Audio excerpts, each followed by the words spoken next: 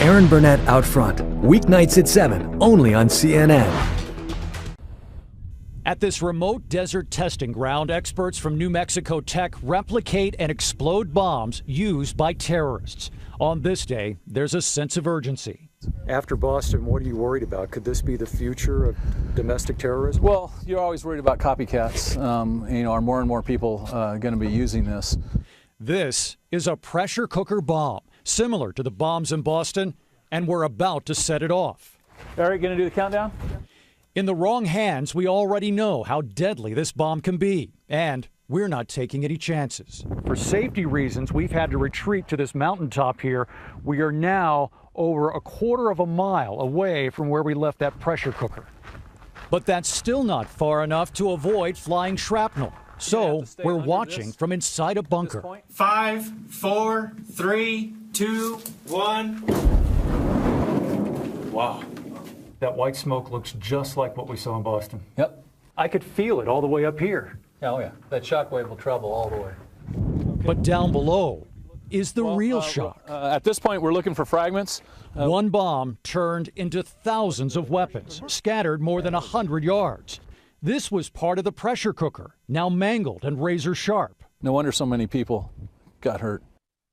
Instead of nails, we filled the pot with nuts from a hardware store. Shot out like bullets, they pierced plywood. Some even melted from the heat. Look at the back of it.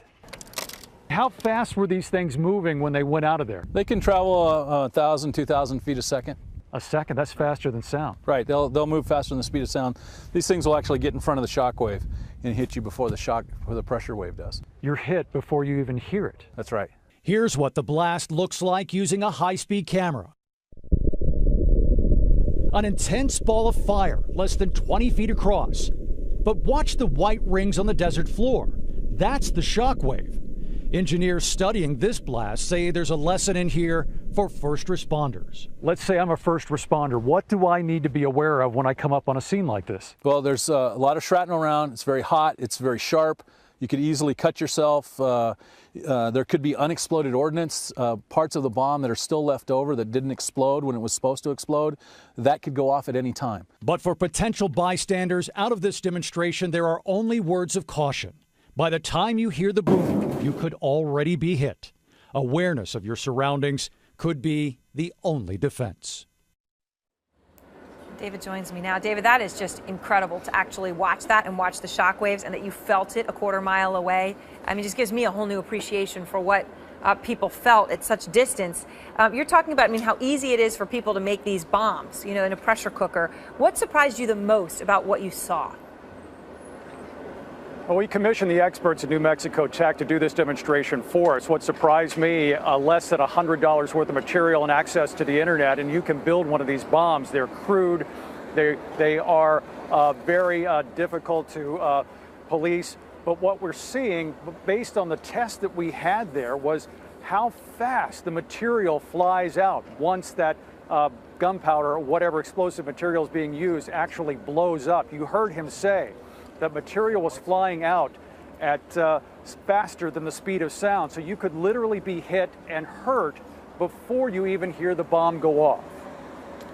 Wow, that is amazing. And then when you talk about them going faster than the speed of sound, when you, obviously you said they did this at your, you commissioned them to show this sort of an explosion so we could learn about what happened in Boston. But as you said, this is what they do for a living. They do these kinds of explosions to see what terrorists might do. What do they say about the kinds of explosives and bombs they're most worried about?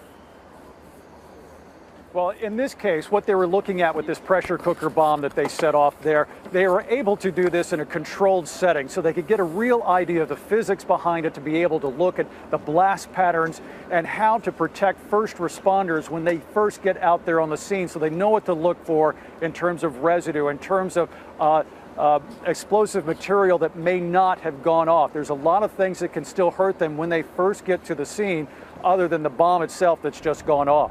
And they're going to be taking this information to Washington with them. In fact, some of them are in Washington right now, working with some government agencies, including Homeland Security.